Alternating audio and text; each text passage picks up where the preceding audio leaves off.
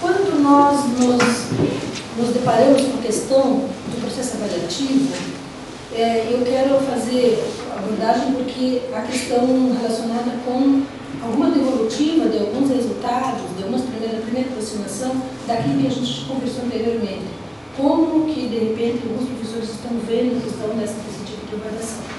Lembrando que a avaliação que nós estamos abordando, ela vai ao encontro das diretrizes curriculares nacionais que vão dizer que o nosso aluno, ele precisa ter uma formação pautada nas habilidades. E como que nós vamos avaliar a habilidade?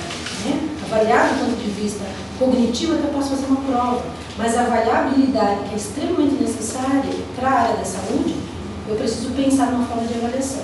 E aí surgiu, em 1974, a avaliação de objetivo estruturado. Né? O OSCE, né? Objective Structured Clinical Examination, ele tem esse olhar pensando realmente no processo avaliativo, pautado em avaliar vários aspectos, várias competências e um serviço avaliado pela professora Rosê. Mas só fazendo esse aporte de que nós temos um instrumento que no Brasil começou com a USP de Ribeirão Preto, o Dr. Luiz Ernesto Trompon trouxe para o Brasil em 1994 esse tipo de processo avaliativo. Então ele começou internacionalmente e nacionalmente nas escolas de medicina, mas ele está espalhado pela área da saúde. Nós vamos ter na fisioterapia, vamos ter na enfermagem, vamos ter na educação física, universidades que hoje já se tem utilização. Né? Mas nada nasce pronto, nós estamos aqui para tentar também avançar e conhecer um pouquinho mais sobre esse tipo de educação. Fazendo só um resgate rapidamente, existem as determinadas estações, né? Existe um aluno que vai ter um contato com determinada situação, existe uma situação de que eu posso estar fazendo um processo de anamnese, uma estação, o profissional, o aluno e um suposto paciente, e eu tenho sempre alguém fazendo o processo de avaliação. Essas estações, elas podem ser de diversas formas. Aqui eu tenho também uma verificação do sistema vital, né, sendo também observado. Eu posso ter uma estação voltada para as questões de um exame físico, exame clínico, que está sendo trabalhado para que eu perceba como que está a questão. Todo esse aspecto aqui, eu tenho um aspecto cognitivo atrás, porque só pautado no aspecto teórico, eu vou poder dar um encaminhamento e saber realmente aquilo que eu preciso detectar naquele exame físico e no caminho que ele vai me dar. Bem como eu posso também, isso aqui são só exemplos, né? Posso ter estações de avaliação de imagem, sempre sendo acompanhado por um professor, porque esse aqui é um processo avaliativo. Então, a professora Rosane vai comentar, porque eu tenho a simulação, mas eu tenho a simulação, obviamente, como me utilizar, mais como um processo de ensino-aprendizagem, e aqui eu tenho um processo avaliativo.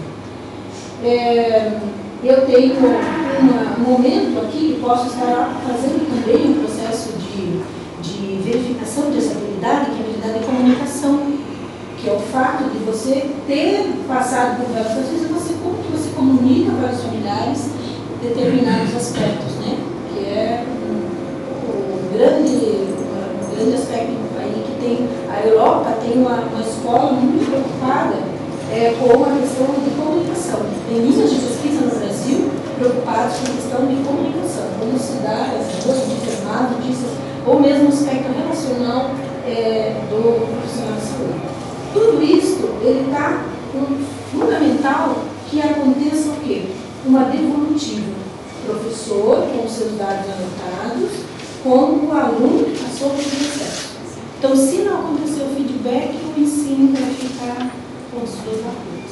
É extremamente importante que aconteça. Então, de uma forma bastante genérica, aqui exemplificamos as situações. Essas primeiras aproximações, elas vão se pautar nesses 5 aspectos aqui. O conhecimento que se tem sobre o OSCE, a opinião sobre a avaliação estruturada, as sugestões quanto ao OSCE, a importância do feedback e as expectativas. Né? Então, aqui não existe nominação de ninguém, realmente não tem esse interesse, mas trazer um pouco daquilo que a gente já tem de algum dado, como que se está, como que o grupo, de repente, pensa essa questão do conhecimento. Se nós formos olhar, nós temos então bastante, são heterogêneos os grupos. Você tem um grupo que não tem conhecimento nem prático nem teórico. Já eu tenho um grupo que tem algum conhecimento teórico. Eu tenho professores que já ouviu falar, mas não sabem o que é exatamente. Uma noção. Tem outro grupo que conhece pela experiência prática que teve numa disciplina, ou em algumas disciplinas. E tem pessoas que têm experiência através de cursos de oficinas de congresso. Então, não tem assim, ela é bastante heterogênea, né? Mas isso aqui nos mostra para nos pautar realmente na população, no objeto de estudo, como que ele está sendo visto. A opinião dos trabalhadores estruturados. Então, foi-se perguntado a questão como que está vendo, qual a importância para você de se ter uma avaliação estruturada. E aí as respostas nos grupos, contribuir para a saída da subjetividade, é importante para a repetição e percepção do erro, da falha. Quando eu tenho alguma coisa estruturada, ele vai me ajudar nisso. Ajuda o aluno e o professor a atingir o objetivo desejado. Então, essa percepção, né, ela já existe, estou trazendo aqui uma coisa genérica. Auxilia o professor a avaliar o que é importante, por isso eu considero importante ter uma avaliação estruturada. Importante para evitar alguns desvios, importante ter elementos norteadores e importante porque dá mais segurança. Essa segurança, às vezes, no aspecto mais docente. E torna-se uma avaliação mais justa. Por último, é importante para evitar conflitos entre docentes e discentes. Então, é claro que nós estamos eu sempre brinco e faço essa abordagem com os colegas. Nós, quando trabalhamos com aluno, eu entendo isso na minha experiência, que a gente trabalha sempre com campo. O aluno, ele está muito mais a hora que você realmente vai dizer, olha, não atingiu o que você precisava, ele vai se colocar, já não como alguém que está aberto a algum aspecto de contribuição. Então, eu acho que esse aspecto aqui, ele vai, isso aparece bastante nas questões de evitar esses conflitos e até por segurança do próprio profissional. E é importante a padronização para avaliar com isenção. Num outro aspecto, foi perguntado as sugestões que poderiam ser feitas para avanço, para melhorias, né? Aqui nós temos, então, contratar atores e filmar, porque a literatura nos fala, o serviço também fazem, né? Contratar atores, capacitar docentes, tanto na teoria quanto na prática, são sugestões, e essa sugestão hoje nós estamos tentando acatar. Por quê? Porque faz parte da pesquisação, já que isso é uma coisa que aparece. Aplicar nas séries iniciais, então, esse tipo de avaliação que ele não venha somente lá na frente no momento que nós estamos. Então, essas informações são extremamente importantes para que o quê? Que a gente realmente arrume coisas, né, que estão precisando ser verificadas. Precisamos padronizar, precisamos ampliar para todas as disciplinas, envolver todos os docentes e mudar o currículo. Então, isso aqui é óbvio, né? Nós estamos aqui hoje, a intenção primeira é que nós consigamos trabalhar primeiro com 2 cursos, como a medicina. É claro que isso aqui é um processo enorme, só mudança de currículo é algo assim, né? Mas as coisas são feitas a curto, médio e longo prazo. O importante é começar. Então, a gente chega lá. Quanto ao feedback, foi perguntada a importância. Se você vê que é importante, por que ter feedback? Da devolutiva, do desempenho do aluno. Então, é ali que ocorre o aprendizado. É direito do aluno saber como foi esse desempenho. Para o aluno, que ele não tem o seu caminho. É importante feedback, porque o aluno precisa saber o que ele não aprendeu. É importante para que o aluno corrigir o que o aluno corrigiu o que ele fez. Para o aluno corrigir o que ele fez, ele não vai saber o que ele tem que corrigir. E para identificar erros do docente. Bem interessante isso, né? Então, nós também estamos constantemente em avaliação. Dentro da nossa casa, pelos filhos, marido, e sociedade, escola, e tudo. Então, a tarefa, o feedback, essa devolutiva, ela é algo que ela tem essa percepção. Então, isso aqui são informações do docente, né? Porém, a questão do feedback efetivo e o feedback efetivo, mesmo de notas de prova, mesmo de provas teóricas, ele tem uma lacuna, né? Então, acho que isso aqui são coisas que precisamos repensar. Que expectativas? Há necessidade de se ampliar a discussão sobre metodologia de avaliação. A segunda expectativa, formar grupo com pessoas interessadas. Então, a gente hoje tem um grupo formando, né, porque eu acho que são pequenas tareas, e eu acho que é isso que, né, nós temos que pensar nesse sentido. Momento importante para trazer um método novo de avaliação. Vou dar o exemplo da professora Jaci, que eu esqueci de fazer a apresentação, né, do 2, a professora Jaci, responsável pelo chefe do colegiado do departamento. No curso de medicina houve mudança, o professor Carlos Travo é chefe do departamento, e o chefe do colegiado, acho que é a professora Vice, né? O professor Fábio dos 50. Eu estava conversando com a professora Jaci, de que ela me falou, os métodos de avaliação que nós usamos hoje, eles não dão mais conta da realidade que nós vivemos. Então, aí o momento, né? Veio ao encontro da angústia do professor de somar para mudanças. E essa angústia é uma angústia, sim, quem realmente tem seriedade, né? Quem faz, a preocupação que está fazendo, vai dormir com angústia. Ajuda o professor, a expectativa é ajudar o professor na autoavaliação de seu ensino-aprendizagem e de sua avaliação. É importante quando o professor se coloca nesse processo que ele também tem que ser avaliado. A expectativa é que se transforme em treinamento e que seja institucionalizado. Então, outro passo importante. Né? A odontologia já veio conversar conosco, não este ano, 2014, a odontologia veio conversar para que a gente começasse o nosso lá. Mas, veja, isso aqui realmente, então, talvez nós caminhemos para que nós possamos ter isso efetivo dentro da instituição. Né? Nós temos que dar o primeiro passo. Oportunidade para parar e pensar o que se está fazendo no ensino. Isso é uma grande habilidade. Todos aqui nessa sala são especialistas, cada um tem uma função, uma área, né? Isso é uma coisa assim, importantíssima. Eu sou enfermeira nefrológica, então eu posso participar de todos os congressos dentro da nefrologia. Porém, hoje, além disso, eu tenho, quem estava na palestra do professor Silvio, na quinta-feira, que abordou sobre mapas conceituais, ele disse, ele é físico, ele disse, todo professor tem que ter na sua mesa de cabeceira um livro sobre teorias de aprendizagem. Depois, os outros livros que fazem parte daquela área sua de conhecimento. Por quê? Porque nós temos que conhecer e estudar como o aluno aprende. Que método? O que eu quero com aquele aluno?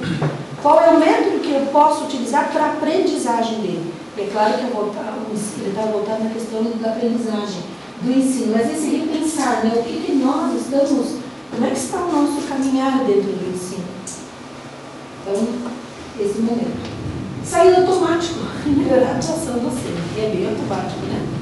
Uma professora Tatiana foi automático, está hoje, né, que era aqui, ela foi para lá, nós estamos muito no automático, trata, e isso precisa dar uma chacoalhada e a gente lançar.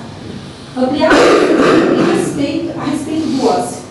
Então, se essa foi uma expectativa que é para nós ampliarmos o conhecimento a respeito desse ósseo, é que então nós partimos para o momento que nós estamos. Vimos a necessidade de que precisamos, para avançar, precisamos somar. Somar, todos aqui dentro têm algo para ajudar o outro. E aí nós tivemos também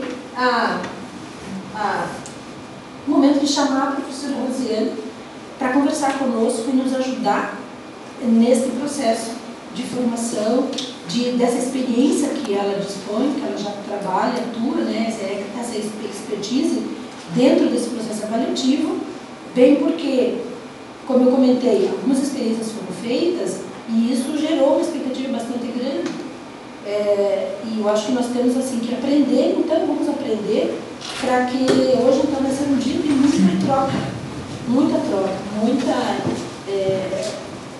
que fique muito à vontade, né, a questão desse momento. E eu então sou a professora doutora Rosiane Guedes Melo, farmacêutica, ela é doutora em Ciências Bioquímicas pela Universidade Federal do Paraná, é diretora de pesquisa e pós-graduação da Faculdade do Pequeno Príncipe, ela é pesquisadora permanente do programa de pós-graduação do Espírito Senso, ela nos programas de biotecnologia aplicada à saúde da criança e do adolescente e no ensino nas ciências da saúde. Tá?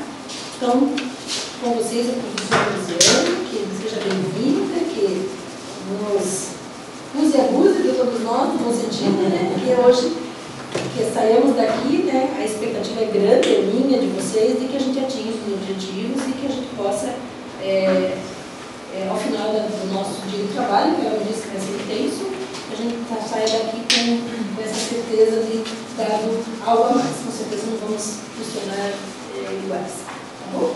Fique à vontade.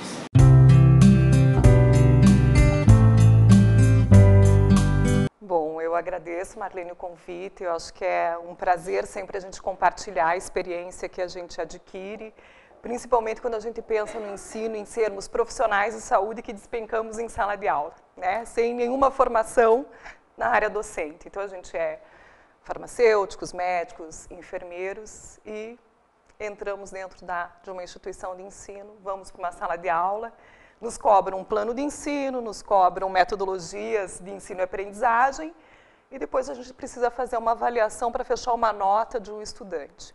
E a gente não tem, muitas vezes, o conhecimento teórico necessário para começar, né, esse caminhar.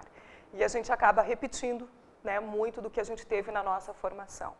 E é claro que hoje, né, contextualizando o que a gente vive dentro da área da saúde, que é a necessidade de melhorar a qualidade do profissional de saúde, a formação do profissional de saúde, atentando às mudanças que já ocorreram há muito tempo, né, em outros países em relação ao ensino, a gente vê essa necessidade de formação docente, né, formação continuada. A gente não pode parar, né, como a própria Marlene colocou ali, né, estudar esses métodos, essas metodologias de ensino e aprendizagem, para que a gente consiga atingir o nosso objetivo, os objetivos de aprendizagem, para que a gente consiga realmente atingi-los. E que a gente possa dormir tranquilo. Ai, que bom, né? Tenho certeza que todos os meus alunos conseguiram atingir aquele objetivo, né, com a aula que foi dada, né, com a avaliação que foi feita e que foi uma avaliação feita de uma forma justa e que respondeu aos nossos objetivos. Então, acho que é bem importante a gente sempre estar pensando em fazer uma evolução, em ampliar os nossos horizontes frente a esse processo. Eu já convido vocês, a gente tem um grupo que se chama Pensa, lá no Pequeno Príncipe, ele é aberto a qualquer instituição, né, qualquer pessoa de qualquer instituição que queira trabalhar nesse grupo. É um grupo de pesquisa em ensino na saúde. Ele é vinculado ao programa de ensino nas ciências da saúde, que é um programa novo de mestrado acadêmico, mas não necessariamente você precisa ter vínculo com o programa para participar do grupo de pesquisa. Ele acontece a cada 15 dias, nas sextas-feiras. Essa sexta-feira teve o grupo, então daqui 15 dias vai ter o grupo novamente, às 3h30 lá na faculdade. Então, se vocês quiserem, eu vou passar para a Marlene todo o cronograma, vocês podem ir lá e participar das discussões que a gente vai estar fazendo a respeito, né, de ensino, avaliação, integração, ensino-serviço, educação continuada, né, no próprio serviço do profissional de saúde, metodologias ativas. Então, a gente traz bastante discussão para a gente fazer, e sempre a gente tem pessoas de fora, então às vezes a gente tem gente de São Paulo, Rio de Janeiro, que vem participar e que também vem trazer, contribuir com as suas experiências. Tá? Foi bem interessante o que ela colocou ali, dessa avaliação, né? O que os professores sabem a respeito, o que eles querem. A gente vê que há um certo incômodo, né? Um certo incômodo na metodologia de ensino e aprendizagem, na própria avaliação. Muitas vezes a gente se sente incomodado com o nosso fazer de professor. Então, acho que é bem importante esse momento desse incômodo, que é necessário mudança, né? Toda vez que a gente se sente incomodado, a gente começa a se movimentar no sentido de realizar alguma mudança. Então, acho que esse momento que vocês estão passando no curso de medicina do EPG é bem importante para movimentar, né, essas mudanças que podem acontecer no currículo, nos métodos de ensino e aprendizagem e também na avaliação. Outra questão que ela colocou também, que eu acho que é bem importante a gente já deixar bem diferenciado e que muitas vezes, quando a gente vai até em apresentações de trabalhos, as pessoas confundem os conceitos. né, o que é simulação e o que é OSSE. Né? A simulação é uma metodologia de ensino-aprendizagem, que a gente parte de um princípio, né, a gente tem um cenário, o estudante vai vivenciar esse cenário, ele vai ter vários instrumentos que são parecidos com o de avaliação OSSE, mas eles não estão sendo avaliados. A gente parte do princípio que é errando que se aprende na simulação. Então, ali na simulação pode acontecer qualquer situação. E a gente tem o checklist que ele vai percorrer do que deveria acontecer, para depois a gente fechar com o que a gente chama de briefing, que é uma discussão. Então, não é o feedback, é o debriefing. Né? Então, é uma metodologia de ensino-aprendizagem. Assim como a gente pode usar a problematização, assim como a gente pode usar o Team-Based Learning, né, o TBL, o PBL, a gente também pode usar, né, o ensino baseado na simulação. Tem componentes que são parecidos com o OSSE, mas o OSSE é a avaliação. Então, ali é diferente. Por isso que a gente vai estar numa estação com o estudante sozinho e um avaliador. Né? Na simulação, não. A gente pode estar com a turma inteira, né, ou através de um espelho, ou por uma sala gravada, mas todo mundo está participando daquele cenário de aula. Já no OSSE, a gente tem uma avaliação individualizada, que o estudante vai desenvolver ali a gente vai fazer uma avaliação de uma competência por meio de várias habilidades que a gente quer ver se ele tem, né, habilidades de comunicação, habilidades técnicas do fazer, do dia a dia, né, do profissional médico, do profissional enfermeiro, e o avaliador vai percorrer um checklist avaliativo.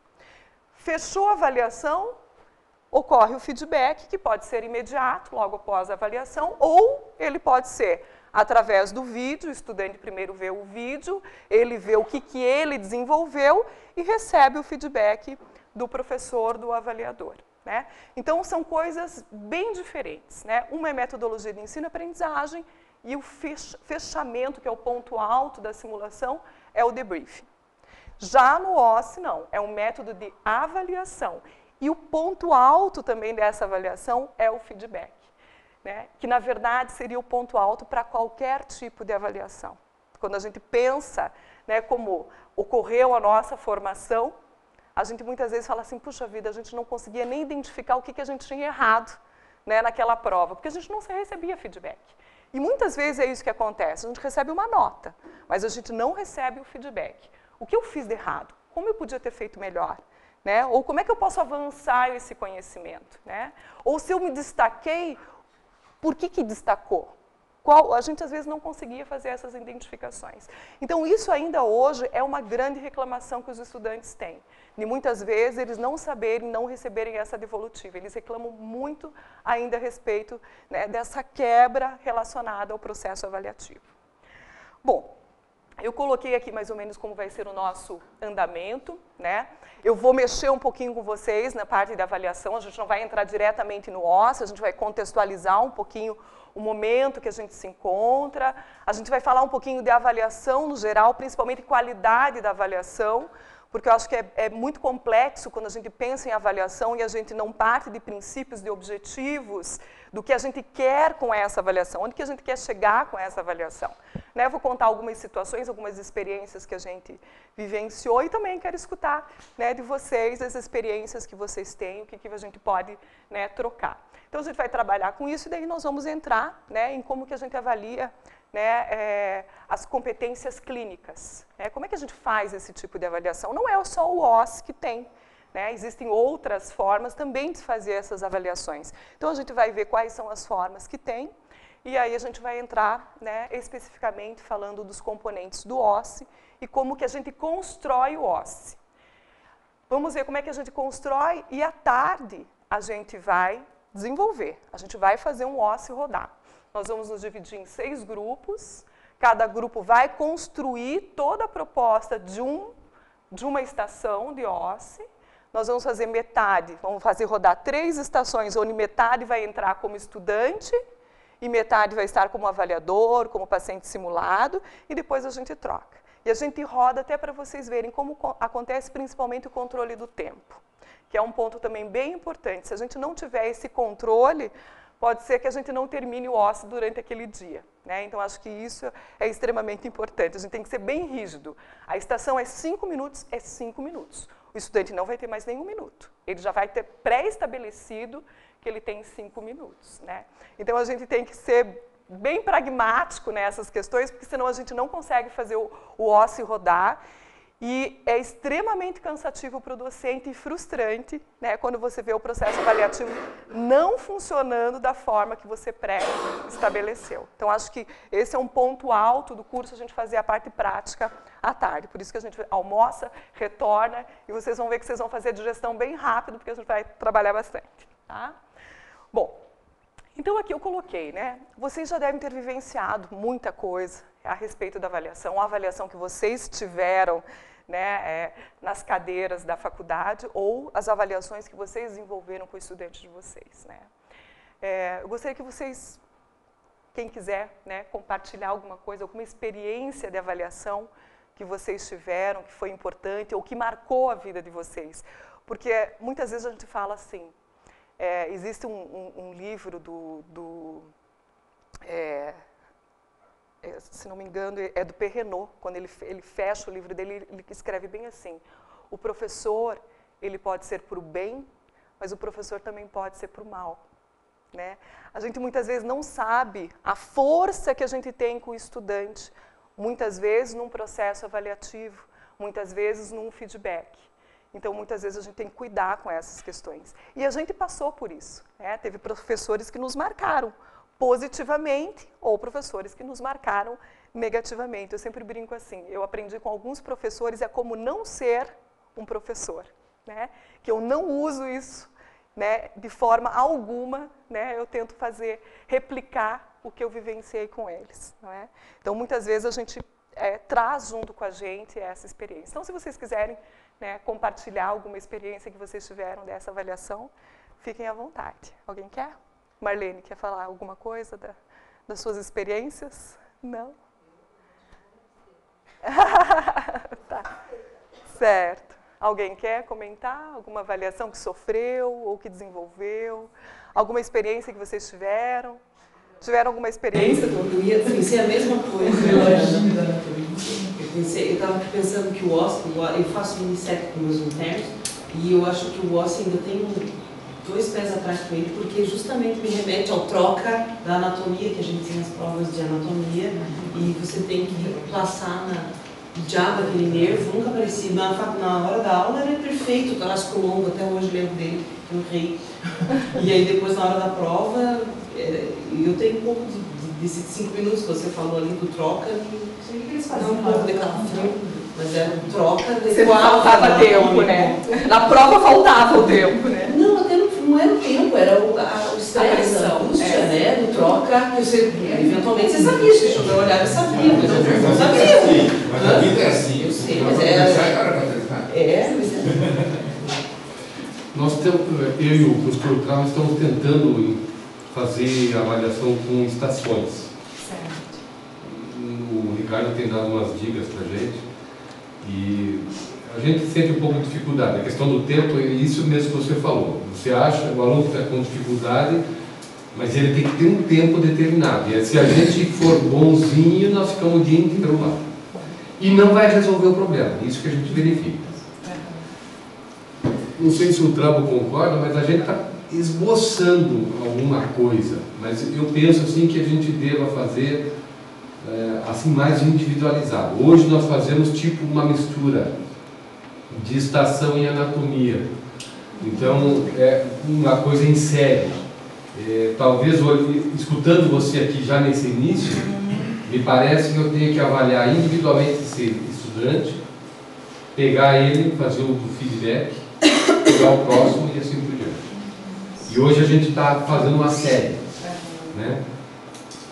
Tentando conversar, discutir depois, mas em conjunto. Coisa que você perde. Na hora que a gente está avaliando, você identifica um problema lá, mas depois, na hora de dar o feedback, você não lembra daquele problema. Você só lembra do que ficou a nota. Mais do geral, né? Você lembra do geral, que do aconteceu geral. Agora no unitário é mais difícil. No individual, não. Eu na última prova prática que nós fizemos, fizemos, eu tive o trabalho de anotar os erros dos alunos e o nome do aluno. Daí quem me perguntou, eu falei, olha, você usou uma agulha inadequada para fazer esse tipo de sutura, usou essa agulha, né? Pegou a pinça anatômica como se fosse tirar a sobrancelha, né? São coisas assim, pode parecer besteira, né? Mas um aluno que sai do 6º ano e vai para uma sala de cirurgia e geralmente o R2 ele vai, abre o abdômen, sei lá, o cidadão não saber segurar um pinche, um bisturi, fica uma coisa muito desagradável para ele, no momento, e para nós que ensinamos, né? Então eu tenho conversado porque a gente foi muito mais intuitivo do que por conhecimento da metodologia. Quer dizer, quando nós desenvolvemos isso, eu não conhecia nada disso daí. Já tinha ouvido falar alguma coisa, mas não tinha medo. Depois com o Ricardo, que já tinha uma experiência mais avançada na área, a gente foi perguntando como é que a gente faz e tal. E a gente sempre procura dar o feedback, tanto na prova teórica como na prova prática, né? Então eu acho que, mas não é o ideal ainda, eu acho que ainda falta muita coisa. Isso que o Ortolan falou de individualizar é importante. A gente tem feito as estações, à medida que vai saindo um aluno, vai entrando outro, e cada um vai acompanhando, né? Mas sempre é uma coisa muito rápida, na minha opinião. Eu concordo nesse aspecto. Eu acho que uma coisa importante é que você avalia aquilo que você ensinou. E ninguém pode ensinar o que não é. E a gente vê muito isso, sabe? Eu digo, olha, isso tem que ser assim, tem que ser assado. E no momento que eu vou atender, eu não faço nada daquilo. Acho que isso, com relação a tempo, é uma coisa que, de repente, o aluno diz, se você faz, por que eu não posso fazer? Sabe? Então, às vezes, você tem que se policiar antes de você partir, para mostrar, para você poder passar aquilo que você realmente tem que ser aquilo que você pretende passar. Na tua fala foi bem importante que você, né, comentou assim, avaliar aquilo que você ensinou, né? Muitas vezes a gente vê essa desconexão da avaliação com o processo de ensino e aprendizagem. Eu fui coordenadora do curso de farmácia por um tempo ali no Pequeno Príncipe, e uma vez eu tive um professor que bateu na minha sala e falou assim, professora, nós temos um grande problema com o 5º período. Eu falei, mas qual é o grande problema? Ele falou, ninguém tirou na prova mais do que 3. Eu falei, puxa vida, nós temos um problema, professor. Realmente bem sério. Porque se todo mundo foi abaixo de 3, o senhor tem a prova aí? Tem. Vamos avaliar a prova, professor? Vamos. Qual era seu objetivo na avaliação nessa primeira questão? Por que ele precisa saber fazer esse cálculo? O que esse cálculo tem a ver com a formação dele farmacêutico? Né? Qual era a importância dessa? Não, ele precisa saber calcular, ué. É isso que ele precisa saber calcular, era o conteúdo que foi dado. Não, mas qual era o seu objetivo nessa avaliação? Na segunda. E ele foi vendo que ele não sabia que objetivo ele queria. Ele sentou simplesmente na frente do computador, falou, eu ministrei aquele conteúdo, vou fazer essas questões aqui. E isso vai ser a prova deles. Pronto. Eu falei, professor, então, por favor, levante a sua prova. A prova é o espelho do que o senhor ministrou nas suas aulas. É o espelho. Que pena, porque o senhor não atingiu os seus objetivos de aprendizagem. É uma pena, mas ela é o reflexo do que aconteceu em sala de aula. Eu falei, é muito triste isso. Eu, como docente, eu não fico feliz, eu falei para ele, né? Porque muitos docentes ficam felizes, aquela coisa da penalidade, né? Eu tenho a força, eu tenho o poder de dar uma nota baixa. E assim é que eu vou mostrar para eles que eu sou o bom. E não é assim. Né? Ela não pode ser punitiva. Né? Então, a gente tem que tomar muito cuidado com essa questão. Então, às vezes, a gente tem essa mentalidade do docente ainda e a desconexão, né, do seu ensino, da sua sala de aula, do que é trabalhado ali nas questões, né, de ensino e aprendizagem com o processo avaliativo. E a gente hoje muda muito, que o processo avaliativo ele tem que ser contínuo. ele tem que ser no dia a dia. A gente tem que estar lá dentro da sala de aula já fazendo uma avaliação, já dando feedback e já acompanhando. Ela não pode ser o fim da linha, porque o fim da linha, o que adianta? Você falar para mim, ó, reprovou. E aí? Eu reprovei? Ou eu posso aceitar, né, uma questão que me incomoda muito, né? A gente tem a média, né? Se a gente parar para pensar, 7 para um estudante, né? Eu parto do princípio que ele tem que saber 70% de tudo aquilo que é necessário para ele ser médico, para ele ser enfermeiro, para ele ser farmacêutico. Então, sabendo 70%, tá bom. E será que tá bom? Né? A gente não para pensar isso. Aí depois, se ele fica ainda, né, para DP, para exame, a gente aceita que ele saiba 50% ou menos. E será que isso é adequado para a formação de um profissional com qualidade? Então, assim, eu acho que a avaliação é algo que incomoda muito a gente, né? Quando a gente pensa que o 7 ele passa, depois no exame o 5 ele também passa, e a gente está aceitando com que ele vá para frente sabendo 70%, sabendo 50%, que está bom. A gente tem, claro, sempre numa sala de aula, a gente tem as exceções, que bom, né? Eu falei, ainda bem que tudo responde à curva de Gauss, a gente tem as exceções. A gente tem aqueles que querem saber os 100% e que vão ficar incomodados, né, se eles forem mal numa avaliação. A gente observa isso. Mas e para nós? Né? Para nós, docentes, como é que a gente fica nesse processo? Profissionais de saúde que vão estar atendendo, né, nossos filhos, nossos pais, vão estar lá. E eles, né, foram passando nas cadeiras e a gente aceitando que eles saibam 70%, que eles saibam 5% daquilo que é estritamente necessário. Porque hoje a gente não consegue mais nem ser conteudista, como era no passado. Se a gente for conteudista, os cursos dobram, né, a carga horária. Não tem como. Né? Eu sou professora de bioquímica, né, quando a gente pensa em todo esse processo, né, eu falo, é tão fácil a gente saber conteúdo da disciplina que a gente ministra. Eu sempre faço uma brincadeira com os docentes, eu falo assim para eles, assim, ó, listem aí o conteúdo da disciplina que você dá. Rapidinho a gente faz, né? Eu lembro do Leninger, do Strayer, rapidinho a gente faz todo o conteúdo lá de bioquímica. Agora, ao invés do conteúdo, me escreva tudo que a última turma que você ministrou aula realmente aprendeu. Aí a gente fica assim, por que é difícil? Porque tem desconexão da avaliação. O processo avaliativo que a gente vive não é um processo avaliativo que nos permite saber o que realmente ele aprendeu. Né? Porque a gente não está trabalhando por competência, a gente ainda continua trabalhando no conteudismo. Então, eu não consigo fazer uma prova onde eu consiga pegar 100% do conteúdo, e é óbvio que não. Né? Agora, se eu trabalho por competência e por habilidades, se ele não atingiu aquela competência, né, que é um conjunto de habilidades que vai dar essa determinada competência, ele não vai para frente, ele fica. Ele vai ter que, novamente, né, fazer aquela avaliação até que ele consiga atingir aquela competência para ele poder ir para frente. Aí eu tenho certeza que o nosso sono vai ser melhor.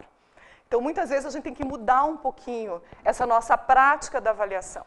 Quando a gente já começa a transformar essas questões relacionadas, ao invés do conteúdo, a gente começar a pensar nas competências que a gente precisa desenvolver nesse estudante para que ele se transforme num profissional de qualidade, que é isso que as diretrizes estão nos cobrando desde 2001, né? Aí a gente consegue ter uma maior tranquilidade e aceitação do processo avaliativo. Né? Professor, eu queria comentar uma coisinha sobre a gente dá aula de anatomia, né? Já que a nossa anatomia está sempre na berlinda com a provinha prática. A gente repara que o aluno tem muito medo da prova prática de anatomia. No primeiro ano, ele sai numa situação completamente diferente no segundo grau, né? Que é conteudista e recorreva, e chegam aqui e tem que aprender a estudar de uma maneira um pouco diferente. O que eu reparei é que eles perdem nota pelo nervosismo. Nós estamos cobertos de razão. Por exemplo, a gente sempre fala antes das provas há anos que os órgãos têm nome e sobrenome. E a artéria é a aorta, não é só a aorta. Vai perder pontos se colocar a aorta só. Né? E eles sempre perdem em torno, a turma toda, em torno de 30% da média deles é perdida com esses erros. Eles identificam a estrutura, eles não dão nome, lateralidade, se é artéria, se é veia, eles esquecem alguma parte da resposta. O que a gente tem feito nas últimas provas lá? Tentando criar um ambiente mais agradável. Então eles ficam presos numa sala para não passar informação. Aí a gente apelidou aquela sala anos atrás de Auschwitz. Esse ano eu tirei fotos de Auschwitz e postei no Facebook, no grupo da medicina, para eles se colocarem, para eles se... Como é que chama? Se marcarem na cara. Só isso e um pouco de brincadeira durante as provas, eu não vi impacto na nota ainda, mas eu vi impacto na maneira como eles se voltaram para o feedback. Professor, isso dá um artigo científico, o antes e o depois aí dessa quebra. Mas assim... Só para fechar, eu fiz um curso de PVL lá no Príncipe recentemente, o que eu vi dos alunos quando fui acompanhar é que eles perdem esse medo pela metodologia. Um aluno que faz PBL na metade do primeiro ano, ele já não tem medo mais de nada. Desse tipo de coisa. Isso que você colocou, professor, é bem importante. É o seguinte, claro, o processo avaliativo, quando a gente está sobre avaliação, até nós, né, quando a gente vai fazer algum processo avaliativo, a gente tem um certo estresse, que é normal e é bom, né, um pouco de ansiedade, um pouco de estresse, que não atrapalha o nosso dia a dia, né, a nossa vida. Isso faz parte do ser profissional. Né? Claro, com certeza. Agora, uma questão muito importante que, né, na tua fala, assim, que soou muito bem, eu não posso fazer uma avaliação dessa se eu nunca trabalhei com ele em ensino-aprendizagem, colocando ele nessa situação. Então, assim, a avaliação ela tem que ser uma continuidade da sala de aula. Então, por isso que é muito bom. Por que eu fiz essa comparação da simulação com o OSCE? Quando eu trabalho em sala de aula com simulação, ele está acostumado a participar do cenário, ir lá atender o paciente na frente de todo mundo. Quando ele vai para a estação de OSCE, ele já vivencia aquilo dia a dia, ele sabe que a avaliação dele vai ser assim. Então, às vezes, nós vamos ter que também mexer um pouquinho, para poder mexer no processo avaliativo, muitas vezes a gente vai ter que mexer um pouquinho nas nossas metodologias de ensino e aprendizagem. Então, realmente, a gente colocar eles diante do OSCE, sendo que eles nunca trabalharam uma habilidade de comunicação com um paciente simulado. Né? Eles nunca tiveram esse contato, mas na avaliação ele vai ter, eu trabalhei isso teoricamente, isso é desconecto a minha forma de ensino e aprendizagem com o meu processo avaliativo. Eu tenho que colocar ele, nós vamos hoje ter uma prática, uma aula prática, onde a gente vai ter lá diferentes pacientes simulados, onde a gente vai ter uma pessoa que é mais difícil, uma pessoa que introspecta, uma pessoa... E vocês vão ter que fazer a anamnese desses pacientes, ok? Então, vamos lá, é uma prática que nós vamos fazer. Vamos primeiro, faz eles vivenciarem. Aí, quando eles forem para a prática, para a avaliação, para o OSCE, propriamente dito, eles não têm mais essa questão do estresse. Eles já sabem que esse processo acontece. E se o OSCE for institucionalizado no curso de medicina e acontecer todo o semestre, nossa, melhor ainda. Né? O primeiro período ainda eles ficam um pouquinho nervosos, porque é a primeira vez que eles vivenciam uma forma de avaliação. No segundo, no terceiro, no quarto, eles já falam, não, amanhã é o OSCE. E vão tranquilos para casa. Né? Então, assim, eles já se sentem mais tranquilos com esse processo. Então, tem que ter essa conexão. Né? A gente não pode desconectar as metodologias de ensino e aprendizagem com a nossa prática avaliativa. Ela tem que ser única, ela tem que ser contínua, né? Ela tem que acontecer dentro do mesmo padrão que a gente tem em sala de aula.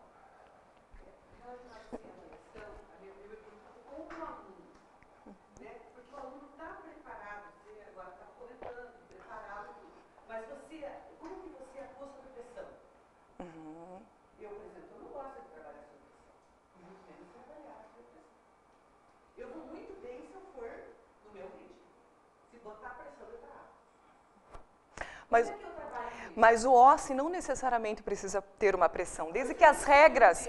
Não, mas as regras estão claras, né? É que assim, a gente precisa treinar. Todo mundo se adapta. Porque assim, você tem que treinar que a estação roda em 5 minutos. O que a gente não pode fazer é uma estação que vai demorar 10 minutos e eu vou dar 5 para ele. Por isso que tudo tem que ser bem treinado, né? Então a gente treina o paciente, a gente treina o instrumento de avaliação, a gente roda, né? A gente pega, por exemplo, grupos de alunos, às vezes de outro curso, e fala, ó, vamos passar hoje, a gente precisa testar um OSCE com 3, 4 estações. A gente passa 10 alunos para experienciarem. Ou a gente pega o pessoal da pós-graduação, do ensino, olha, gente, vamos lá, porque a gente precisa testar o OSCE. E a gente roda com eles. Funcionou, dá tempo. Ó, sobrou até, ó. 4 minutos daria tranquilo. Não, vamos deixar 5. Vamos deixar uma sobra para não pôr pressão. Às vezes, quando a voz de comando fala, ó, falta 2 minutos, é que também você tem que ver tudo na voz, né? Como é que você vai falar? Ó, façam a leitura da instrução. Eles vão lá ler. Você não vai falar, faça a leitura da instrução. Depende também do jeito que você fala. Faça a leitura da instrução. Eles leem. Começou. Entrou na cena, ele começa. Faltam 2 minutos. Ele já se organiza para ele terminar aquele processo, né?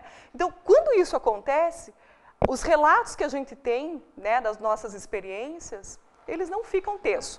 Agora, tivemos uma situação de um menino que ele tinha um transtorno, né, e que ele surtou. Quando ele entrou na sala do OSCE, que ele olhou, ele falou, não vou fazer essa prova, eu não vou fazer essa prova, eu não vou fazer essa prova, e saiu. Ok, saiu. Depois ele teve que refazer. Aí ele foi para o núcleo de, né, acompanhamento discente, foi conversado com ele. Hoje em dia ele está tranquilo, mas a primeira vez que ele viu isso, né, e para nós também foi bem importante, né, opa, pera lá, a gente tem que conversar mais com eles, temos que conversar mais com eles. Temos que identificar na sala se a gente pode ter alguém, né, que possa apresentar, né, alguma outra situação que a gente precisa lidar. Aham. Ó, mas até hoje, Até hoje, Você é obrigado a discordar da Ana Luzia, porque ela trabalha sob pressão. Todos nós trabalhamos, né? Não tem como. Ela está falando uma coisa e está fazendo outra. Trabalhar na pressão é uma coisa, agora ser avaliado sob pressão é outra. Mas é que, na verdade, não é uma pressão salutar, não é uma pressão, né? Por favor. Você ia complementar? Não. Tive uma experiência agora, que até o aluno está aqui, com um aluno, que foi interessante. Eu não sabia o que eu estava fazendo, né? O OSCE eu não sei, simulação um pouquinho. E foi interessante porque o aluno ele teve essa reação, eu não vou fazer essa técnica, a medicina não precisa fazer essa técnica não é agora recente, né? Esse semestre. E aí eu deixei passar a aula e chamei o aluno, né? Depois, quando pude verificar, e é isso, ele surtou, ele ficou mais assim, mais umas 3 aulas que ele ainda ficou. E agora eu estou bem feliz, né? Porque ele reconheceu e até a semiologia está usando o conhecimento que ele precisava ter, né? E aí eu conversei com ele, não, mas veja bem, vamos parar um pouco, é assim, não é que você não... Tudo bem, talvez você não vai fazer tanto, né? Mas vai momentos que você vai precisar compreender porque o outro profissional vai fazer. E deu certo, Ana. E também ele tem essa dificuldade de tempo. Então, eu sei que ele demanda mais tempo na prova. É clássico isso. E eu já sei que na prova que nós vamos fazer na outra semana, quando é estipulado 15 minutos para fazer, mas eu sei que ele vai levar 20. Né? Já melhorou bastante. Então, essa tua fala aí de que a gente precisa se movimentar, né? Identificar que não são todos né? E que ele vai, o mais importante é que ele compreendeu o que ele precisa passar, né? E que ele vai esse é um avanço que ele vai ter na vida profissional dele, né? Ele ter passado por essas questões. Então, a gente vai se deparar com situações que vão sair, né, do nosso tradicional, né? Mas tem como lidar com essas situações, né? Assim como quando a gente for falar de feedback, que é algo assim que é bem complicado muitas vezes a gente aceitar um feedback, né? A gente vive, o Brasil é uma cultura, né? A gente vive uma cultura que a gente não aceita muito que o outro aponte, ponha o dedo na ferida, né? A gente leva tudo muito para o lado pessoal. É diferente quando a gente vivencia essas questões, né, em outros países. A gente vê que o feedback é algo natural, as pessoas aceitam de uma forma né, tranquila, mas muitas vezes é porque a forma do feedback também, né, a gente deixa, às vezes, como avaliador, passar o nosso lado pessoal. Então, acho que esse treinamento também é importante, né, de como, né, a gente poder passar, como que a gente pode dar esse feedback de uma forma adequada. Então, quando o estudante já começa a ficar com uma postura de não aceitar aquele feedback, a gente tem que repensar de como que a gente está fazendo. Porque, geralmente, quando a gente tem uma postura de não aceitação do feedback, é porque algum problema teve no feedback. Então, esse já é um fator que a gente pode identificar e que a gente vai conversar. Vou avançar aqui um pouquinho e também, gente, a todo momento vocês podem colocar aí as experiências de vocês, podem contextualizar, né? Como eu já tinha começado ali a falar um pouquinho, né? Essas mudanças no Brasil começaram em 2001, quando a gente veio com as novas DCNs dos cursos, né, da área de saúde, onde todas elas, né, para todos os cursos da área de saúde, apontou, né, uma crítica, principalmente em relação à qualidade da formação dos nossos profissionais de saúde. Então, ali que a gente começou, né, a sair da nossa zona de conforto, dos currículos mínimos, de como que a gente poderia fazer essas modificações para a gente poder ter mais qualidade na formação do profissional de saúde.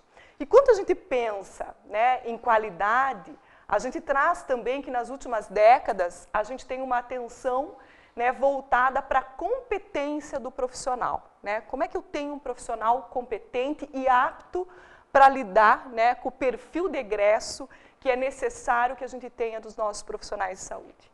Então, esse é um ponto bem importante. E quando a gente pensa numa abordagem por competência, a aprendizagem não pode ser vista como uma transferência de conhecimento. Se eu estou pensando em ter um profissional competente, como é que eu sei que ele é competente? Se eu só estou na base do conhecimento. Eu transmito conhecimento, ok, o conhecimento ele tem, mas ele é competente e apto para executar aquele conhecimento? Não sei. Eu nunca vi ele fazendo. Eu não sei se ele sabe fazer. Ele sabe. Consigo avaliar que ele sabe responder a questão. Mas ele sabe fazer, executar? Isso a gente não sabe. Então, por isso que a gente vem com essas mudanças, né, nas metodologias de ensino e aprendizagem. Então, veja, quando a gente pensa numa formação pautada em competência, a gente precisa, né, claro, a base é o conhecimento. Então, a gente não sai daquela questão de a aula expositiva nem pensar. Todos os currículos, mesmo os currículos em PBL, tem as aulas expositivas, né, que a gente chama de palestras, a gente muda um pouquinho o nome. Né? Tem umas aulas que são um pouquinho mais problematizadoras, trazem o problema, vamos discutir e pautar o conhecimento em cima dele. É a base. A base do saber fazer é o conhecimento. A gente precisa ter o conhecimento teórico. Né? Muitas vezes as pessoas acham que a metodologia ativa tirou isso. Não tirou. O conhecimento é a base para a gente poder saber como faz, como é que a gente vai executar. Então, não tem como, né, a gente tirar da base o conhecimento. Aí depois, claro, capacidade de execução, habilidade para execução, raciocínio, pensamento crítico, postura profissional e ética. Né, a gente vê o quanto isso hoje, né, é complicado a gente observar nos profissionais, principalmente quando a gente começa a receber os residentes, a gente fala, meu Deus, onde se formou? Né, como é que veio com essa postura? Né? Relacionamento humano, comportamento, valores, mudança de atitude e até certa independência para a produção do saber. Né? Que a gente precisa modificar algumas coisas, parar de, né, repetir muitas coisas do que se aprende e mudar esses saberes. Né? A gente sabe que o saber ele não é engessado. Né? Todas as questões relacionadas aí a tratamento, hoje a medicina baseada em evidências, a gente precisa que os profissionais eles modifiquem essas questões para melhorar a qualidade de vida, para melhorar os atendimentos. Então a gente precisa que eles sejam um ser mais proativo nessa transformação. E a gente só faz isso modificando as nossas relações com eles em sala de aula. Então, como eu comentei com vocês, quando a gente pensa em competências, a gente não tira, né, a pirâmide de Miller não tira aqui, né, o saber como base. Então, a gente precisa ter o conhecimento, a gente precisa, né, e muitas vezes, quando a gente vai investigar, a gente vai avaliar o que ele sabe, aí sim, A gente utiliza provas com questões abertas, testes de múltipla escolha, ensaios, dissertações, exames orais. Isso não precisa sair do currículo da nossa formação. Ele pode continuar para avaliar o quê? O que ele sabe, o conhecimento. Se eu quero saber, se o meu objetivo na minha avaliação, eu quero saber se ele sabe determinado conceito, conhecimento, a prova é a melhor forma de avaliar isso, né?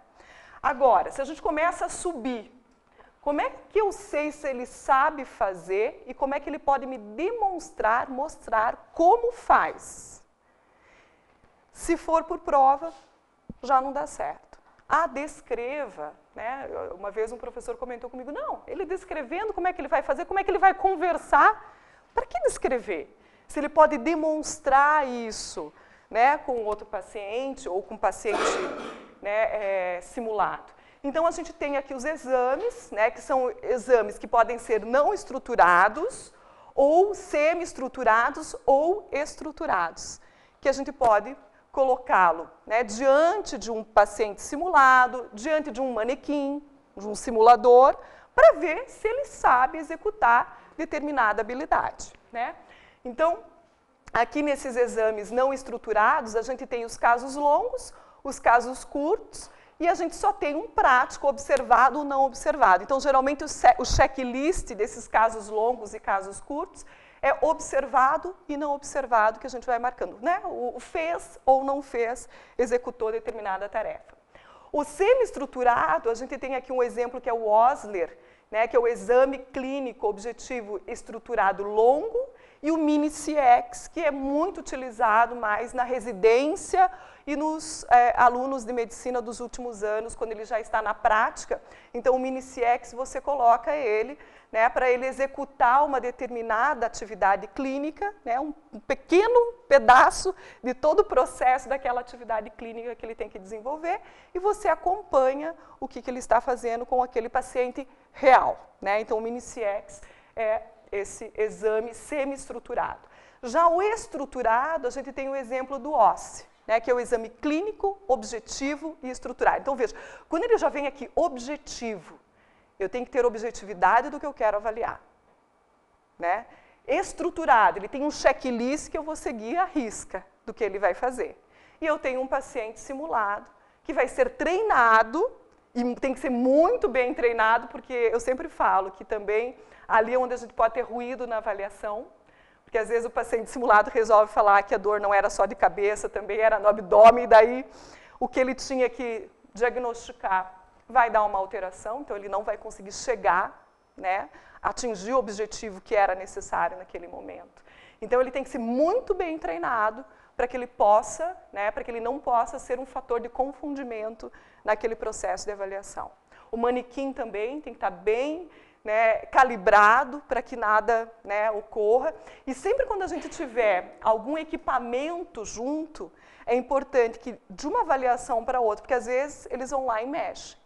É importante que sempre tenha um técnico que verifique se está tudo certo. Então o manequim foi preparado para ficar hipertenso estágio 4. Vamos ver se ele continua hipertenso estágio 4. Então, checar entre uma saída e outra para que nada aconteça. Porque às vezes o estudante também, né, lembrar que eles são malandros. Eles tentam burlar também regras, a gente sabe disso. Eu vou contar algumas coisas que a gente teve já de experiência que aconteceram. Então, às vezes eles falam assim, não, no feedback, mas não estava esse valor. Alguém mexeu e não estava, né? Então, quando você coloca o técnico lá junto e identificando, né, você tem a certeza e ele anota ali que ele verificou, né? Você tem que ter tudo isso registrado, que ele acabou de verificar, o aluno entrou, acabou de verificar, o aluno entrou, acabou de verificar, o aluno entrou. Aí não tem como a gente, né, se a gente tem tudo isso registrado, agora se a gente não registrou, a gente não pode falar que a gente fez, né? Então, lembrar que tudo aquilo que não está no papel, a gente não tem como comprovar que realmente foi feito. Então, são questões que às vezes acabam aparecendo. Como o professor comentou, né, às vezes a gente pode ter assim, algumas estações que sejam de caso clínico e algumas estações que sejam de atividade prática, onde eu não preciso ter um paciente simulado, eu não preciso ter um manequim, um simulador. Eu posso ter simplesmente uma imagem, um raio-x, né, e ele tem que explicar a respeito daquele exame. Pode ser oral, ou a gente pode pedir que ele escreva na forma de laudo, certo? E ele entrega isso para o avaliador. Então, isso pode ocorrer nas estações. Não necessariamente muda o nome do OSCE, mas hoje eu tenho visto na literatura que eles têm chamado de OSP. Quando tem muita parte prática, eles chamam mais de prática, né, objetiva prática, do que clínica. Então, eles estão trocando, né, estão chamando de OSP quando tem muitas, né, estações com prática. Mas a forma de organização, né, ela acontece da mesma maneira. Tá?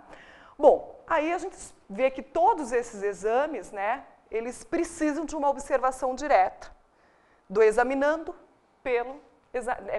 do examinado pelo examinando, né? Então, isso é extremamente importante. Então, lembre que vai ser uma observação direta. Aí, o quanto mais a gente conseguir individualizar, que um avaliador fique, eu gosto muito de fazer o OSCE, um avaliador por estudante. E ele vai seguir todas as estações. Eu não gosto de individualizar um avaliador por estação, porque daí ele recebe diferentes feedbacks, certo? Então, eu gosto daquele avaliador que acompanha. Então, ó, a estação 1 agora, ó, vamos lá, a gente vai para a estação 2. Ele já se sente tranquilo com o avaliador. Ó, então, agora, vamos aqui, você vai ler a instrução. Aí, a voz de comando colocou, começou. Vamos para a estação 3, porque daí você acompanha ele também. É mais difícil dar problema de troca de estação, né, porque daí o examinador está junto. E, no final, ele faz o feedback de todas as estações. Então, você perde menos tempo do que você fazer o feedback em cada uma das estações. Mas daí isso vai depender, né, da organização, do que vocês acharem melhor. Né? Você pode individualizar, eu tenho um avaliador que só vai ficar na estação 1, eu tenho um avaliador que só fica na 2 e outro avaliador que só fica na 3. Né? A gente pode fazer dessa forma. E o aluno é que se movimenta sozinho. E ele passa por 3 feedbacks, né, que foram todos treinados. Né? A gente tem que ter uma homogeneidade também nesse feedback. Então, lembrar que todos esses exames a gente precisa dessa observação. Aí, como até a Marlene comentou, né, essa observação pode ser pelo avaliador, mas hoje, por exemplo, nas provas da residência que a gente usa o OSCE, a gente é obrigado a gravar. Então, eu preciso ter, né, a filmagem dessa estação, a filmagem dessa prova, para que, se ocorrer, né, alguma situação deles entrarem, né, pedindo uma revisão da avaliação, para que seja possível a gente mostrar a filmagem. A filmagem também é interessante na graduação para que o estudante assista sozinho a filmagem e ele próprio se autoavalie. Então, em Maastricht, eles fazem muito dessa forma. O estudante faz o OSCE e ele é filmado. O avaliador não está junto. Ele passa, só tem alguém que comanda a troca da estação. Aí ele é filmado. Tem um avaliador que vê e faz o checklist pela gravação. Ele assiste em casa a gravação sozinho, disponibilizado pelo sistema, ele vai lá e assiste. Ele faz uma autoavaliação e daí ele vai para o feedback com o avaliador. Aí ele já começa a falar assim, professor, puxa, faltou isso, eu vi que faltou aqui, tarará. O que mais que o senhor identificou? Eles já vão pedindo para o avaliador o que mais o avaliador identificou que ele poderia ter melhorado. Eles já vão nesse sentido de melhora, né? Uma mudança já de postura desse estudante. E eles começam a fazer toda a parte prática deles em sala de aula. Primeiro, eles com os colegas, depois eles saem de sala de aula e vão para a prática, para o laboratório, né? Então, ocorre essa evolução, sala de aula, laboratório, e depois é que eles vão para os pacientes reais. Então, eles fazem isso para todos os tipos de exames, todos. Né? Primeiro é um com o outro, depois é com o paciente simulado ou manequim, e depois eles vão para o hospital fazer com os pacientes. Então, eles fazem essa evolutiva, que é bem o que a gente consegue observar aqui na pirâmide de Miller. Né? Você começa em sala de aula, um com o outro, conhecendo, vamos mexendo, sabendo o que se faz. Agora, quero ver se sabe fazer. Então, vamos lá para o laboratório. E agora, a gente vai observar o fazer dele diretamente com o paciente. Então, a gente acaba, né, subindo aqui na pirâmide de Miller. Além disso, o fazer, quando a gente pensa, né, em fazer essa avaliação, ele lá com o paciente, fazendo essa observação, ainda sendo acompanhado, os residentes, né, os alunos de último ano da medicina, a gente tem alguns tipos de avaliação. Análise de processo de trabalho, visita periódica de paciente padronizado, né, análise de desfecho e avaliação 360 graus. Quando a gente pensa em paciente padronizado, é aquele paciente que é de vocês, que é do consultório, e que vocês veem que ele é um padrão, e que seria muito bom que o estudante pudesse atender esse paciente. Então, a gente pode conversar com ele pode assinar um termo de consentimento que ele concorda em participar, né, daquele processo, daquela aula, e ele é o paciente padronizado para determinada atividade, para a gente poder fazer alguma aula ou uma avaliação de alguma competência, desde que ele concorde. Agora, o paciente simulado, não. É uma pessoa normal, né? Então, assim, a gente não vai conseguir ver hipertensão nesse paciente. A gente não vai conseguir ver alteração de glicemia, porque ele é um paciente simulado. Ele é uma pessoa que não tem patologia nenhuma, a princípio, né? Às vezes ele pode até apresentar, não tem, mas que ele vai, né, funcionar ali como um ator naquele momento. Ele vai ser preparado para isso. Nessa própria universidade ali de Maastricht, na Holanda, eles têm uma escola, a escola deles de teatro tem um grupo que só prepara atrizes e atores para encenar nas aulas práticas da medicina. Então, eles já têm esse grupo. E isso está acontecendo em várias escolas no mundo inteiro. A gente está se deparando agora lá em Curitiba com essa necessidade. Então, a gente fez uma parceria, né, com a Escola de Belas Artes, que tem a formação dos atores, e eles vão fazer estágio. Vai ser o estágio deles, vai ser no Laboratório de Habilidades. Então, eles vão ficar lá no Laboratório de Habilidades, fazendo treinamento. Então, eles passam para o hospital, pelos hospitais, para entender como é que o paciente fala os nomes dos medicamentos. Então, eles fazem, né, o que eles chamam de laboratório, eles fazem os laboratórios nos hospitais para entender como o paciente faz para poder encenar. A gente pode utilizar os próprios alunos também, né? Não tem problema nenhum.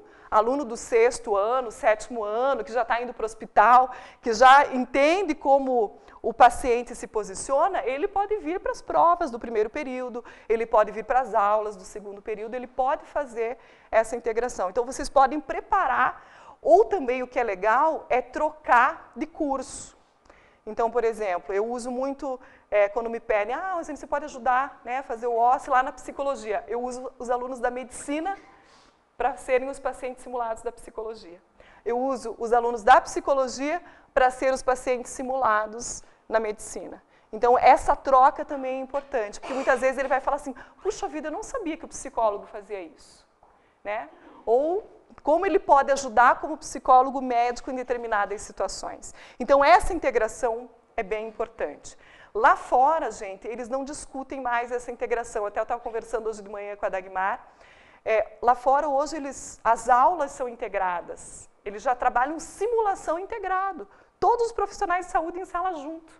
Cada um vai atuar da sua forma, né? E eles vão fazer aquela cena rodar e cada um vai dar o seu piteco para a sua formação. O que é importante? O que faltou nessa integração? O que podia ter sido melhor?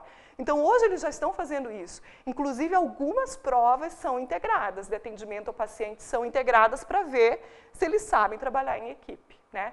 Então, hoje lá fora eles estão avançados, né, nesse contexto. E a gente ainda está implementando metodologia ativa, a gente ainda está pensando em mudar os paradigmas da avaliação. Mas mostrar que é importante, se vocês pegarem artigos, né, existe um grupo de pesquisa muito grande na Universidade de Maastricht para o ensino, e eles pesquisam feedback efetivo, portfólio reflexivo, e eles publicam muita coisa mesmo. A massa de publicação deles é gigantesca. E a experiência que eles têm nessa parte do ensino, no currículo, né, integrado, realmente integrado, é bem importante. E eles abrem as portas para cursos. Então, ir para lá e fazer curso, eu fiquei com a Isabel e com a Esther um período lá, é fantástico. A gente sai com a mente extremamente aberta do que é necessário. E eles colocam a gente para conversar com os estudantes, a gente faz um almoço com os estudantes e a gente começa a conversar com eles e a gente vê que a diferença... Por que eles escolhem aquela universidade, né? Tem gente que vem dos outros países para lá. Eles escolhem por causa da metodologia de ensino e aprendizagem. Eles falam, eu vim para cá porque eu sei que os médicos formados por aqui né, são os médicos mais renomados, às vezes na Europa, né? Tem alguns países que idolatram o médico formado pela Universidade de Maastricht, né? Eu não sabia disso, mas quando comecei a observar a fala deles, né, tinha um polonês, ele falou assim, olha, eu comecei a fazer lá na Polônia, surgiu a oportunidade de eu vir para cá, então eles têm os 2 primeiros anos dos cursos, de todos os cursos deles, eles têm em inglês, né, ou em holandês. Você pode escolher em que língua você vai fazer, mas depois você vai ter que aprender o holandês, porque você vai ter que atender paciente. E às vezes os pacientes deles, nem todos falam inglês, né? Então, eles depois vão ter que evoluir na língua para poder finalizar o curso. Então, é bem interessante essa questão de como eles fazem, né, esse progresso na pirâmide de Miller, né? Então, como a gente comentou, né, avaliação na sala de aula, da sala de aula para o laboratório e do laboratório depois para a beira-leito. Marlene, quando você quiser fazer o intervalo do café, você avisa, tá? Eu vou tocando, daí você me dá um tempo? Eu vou um pouquinho mais para frente aqui, eu vou falar um pouquinho da parte de qualidade, quando eu fechar a qualidade, aí eu dou intervalinho, tá? Bom, então quando a gente pensa numa avaliação de alta qualidade, aqui que a gente vai mexer bastante, né, que vocês comecem a repensar nesses tópicos, né? Validade, confiabilidade, viabilidade, aceitabilidade, impacto educacional e efeito catalisador. Então, quando a gente pensa numa avaliação de qualidade, ela tem que atender esses quesitos, né? Vamos começar com a validade. A validade é o que a gente comentou, né? É a propriedade de avaliar exatamente aquilo que se pretende avaliar. Então, será que essa questão, será que esse cenário de OSCE permite que eu identifique, que eu consiga fazer a avaliação de determinada competência, determinada habilidade? É possível. Realmente eu vou conseguir determinar isso ou não? Então, ela tem que ser, né, tem que ter validade. Eu coloquei até aqui um exemplo, ó, avaliar habilidades psicomotoras ou afetivas com perguntas e não com observação do comportamento não dá. Eu não posso saber da afetividade dele, né, alguma atividade relacionada a comportamento dele com o paciente através de uma prova escrita. Eu tenho que observar como ele vai se relacionar com o paciente. Eu preciso ver se ele vai olhar nos olhos do paciente. Então, não tem como, né? Então, é uma questão importante.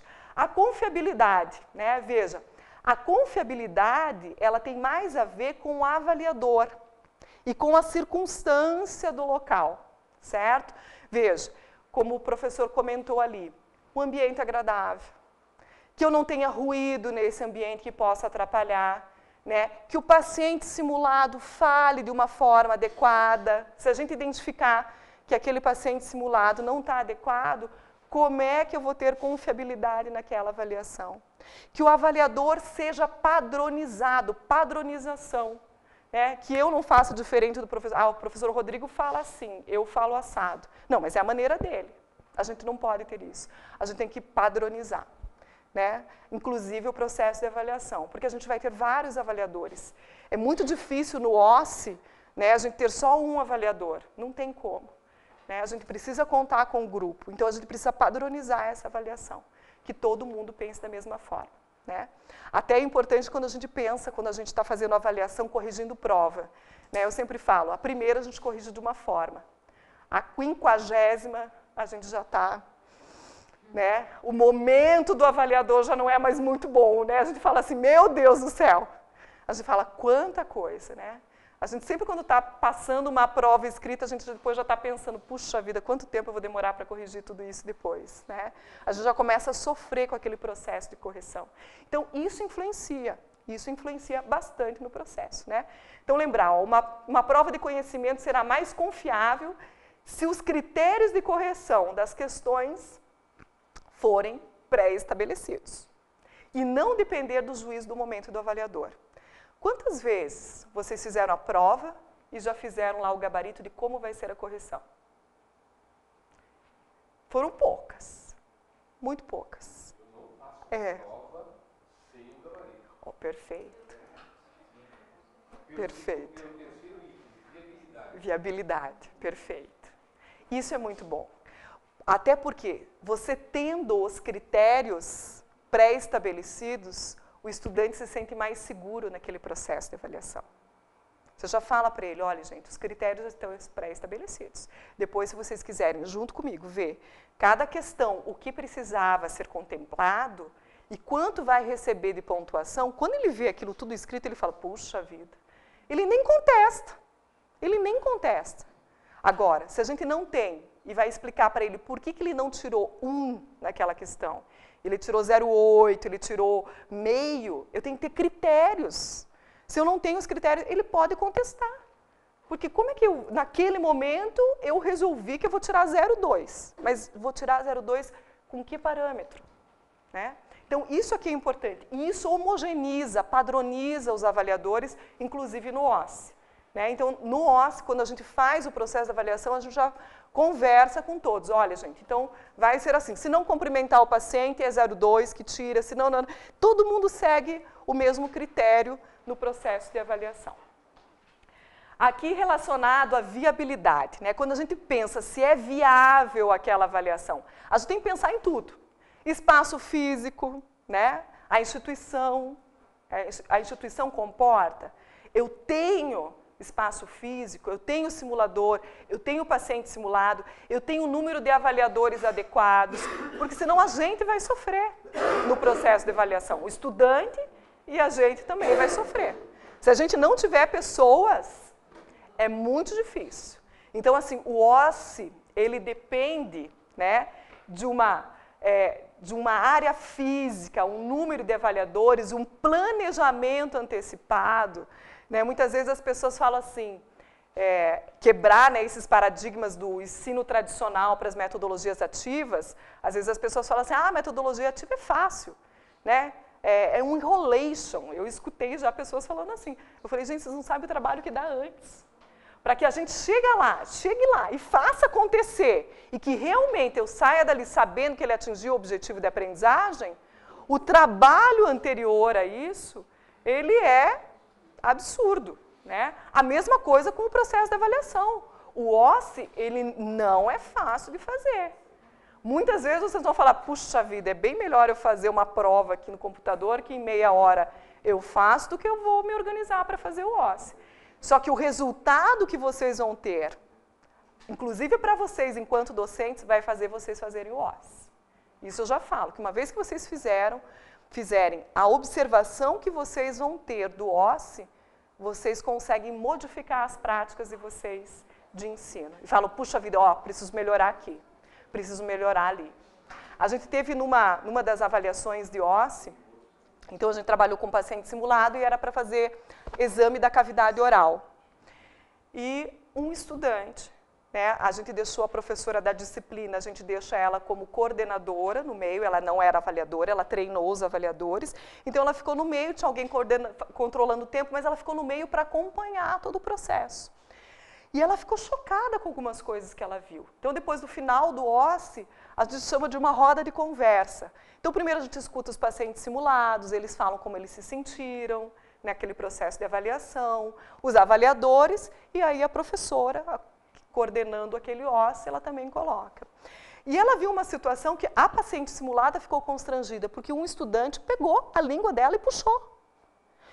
E a professora, no momento da prova, a gente teve até que dar uma acalmada dela para ela não transparecer, né, essa situação. Daí, no feedback, o avaliador comentou, né, ela ficou só do lado ali no feedback para ver que o avaliador ia comentar naquela situação.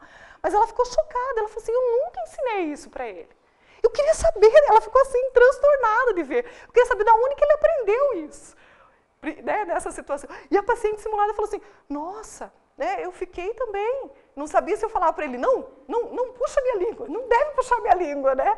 Até se ela tivesse falado, a gente até, né, não sabia como é que ia ser a postura dele naquele momento. Foi até bom que ela não se posicionou, né? Mas são situações que vão aparecer, e vão aparecer nessa observação. E que bom, que nem eu falei para ela, que bom que você viu isso.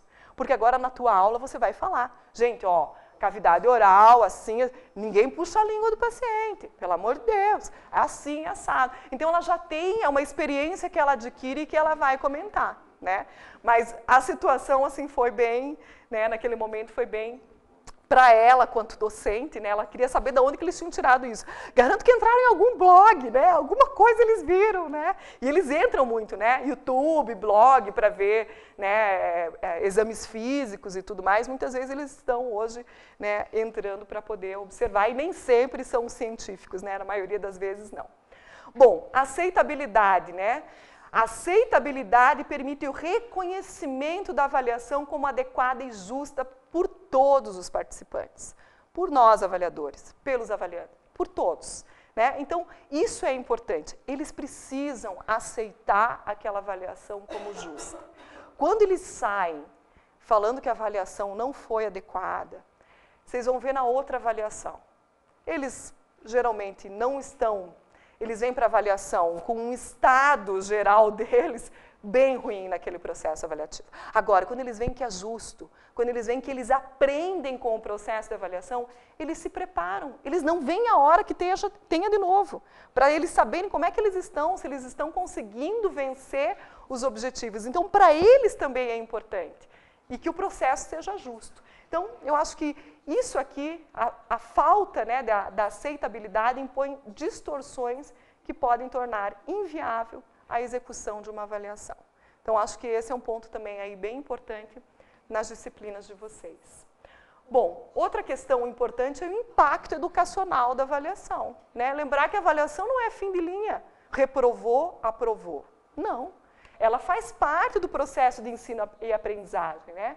É muito importante, né, a devolutiva aos avaliandos. É o ponto alto, é mais um momento onde ele pode aprender e mudar as suas práticas, né? A gente tem que usar a avaliação, né, dentro, contextualizada com o ensino e aprendizagem, e vê-la como mais um momento que a gente consiga atingir os nossos objetivos. Então, é bem importante esse impacto educacional que é gerado pelo processo avaliativo. E o efeito catalisador, né? Então, aqui, veja, traz transformações positivas, né, pelas quais as pessoas e a própria instituição podem passar. Então, toda vez que a gente percebe alguma situação relacionada ao processo avaliativo, eu posso ter uma capacitação de professores, que é o que vocês estão fazendo. Né? Isso já está sendo, do processo de avaliação, um catalisador. Olha, a gente precisa aprender, a gente precisa melhorar a nossa prática. A gente precisa fazer com que o OSCE dê certo. A gente quer aprender a fazer. A gente sabe um pouco, mas queremos melhorar. Né? Então, isso é um processo catalisador. Isso motiva o processo de avaliação e a gente a melhorar. E para a instituição, gente, que faz um bom processo de avaliação, ela vai ter um profissional mais bem qualificado. Ela vai ter um retorno também nos seus índices. Isso é tudo amarrado, não tem como. Né? Um processo de avaliação bem feito, que atinja os objetivos, que forme um profissional competente, melhora depois o feedback, né, o retorno que vai trazer para essa instituição de ensino também. Então, a gente não consegue desvincular ali. Né? Então, lembrar dessa mudança de mentalidade que a gente precisa ter do processo de avaliação, que a avaliação não é um instrumento de poder e de controle, né? Mas ela é um instrumento eficiente no apoio individual da aprendizagem, instrumento de gestão de diferentes níveis, gestão da minha sala de aula, para que eu possa modificar, gestão da coordenação do curso, para poder transformar o currículo. Através do processo de avaliação, a gente consegue identificar essas questões, avaliação do curso como um todo dentro da IES. Então, é muito importante esse processo.